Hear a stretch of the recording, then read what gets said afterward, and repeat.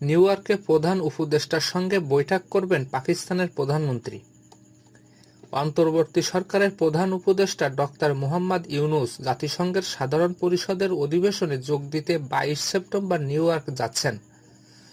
New ইয়র্কে অবস্থানকালে প্রধান উপদেষ্টার সঙ্গে বৈঠক করার কথা রয়েছে পাকিস্তানের প্রধানমন্ত্রী শেহবাজ শরীফের। বুধবার রাজধানীর ফরেন সার্ভিস একাডেমিতে এক সংবাদ সম্মেলনে এ তথ্য জানান পররাষ্ট্র উপদেষ্টা মোহাম্মদ তৌহিদ হোসেন। তৌহিদ হোসেন জানান, আগামী 22 সেপ্টেম্বর নিউ ইয়র্কের উদ্দেশ্যে রওনা দিচ্ছেন প্রধান উপদেষ্টা।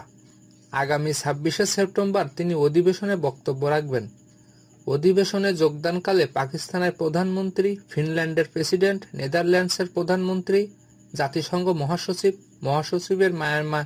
মহাসচিবের মায়ানমার বিষয়ক দূতের সঙ্গে বৈঠক হবে। এছাড়া শেষ পর্যন্ত আরও বেশ কয়েকজন নেতার সঙ্গে বৈঠক হতে পারে প্রধান উপদেষ্টার। তৌহিদ হোসেন আরও জানান, প্রধান উপদেষ্টা আগামী 22 সেপ্টেম্বর একটি বাণিজ্যিক ফ্লাইটে নিউ ইয়র্কে পৌঁছাবেন।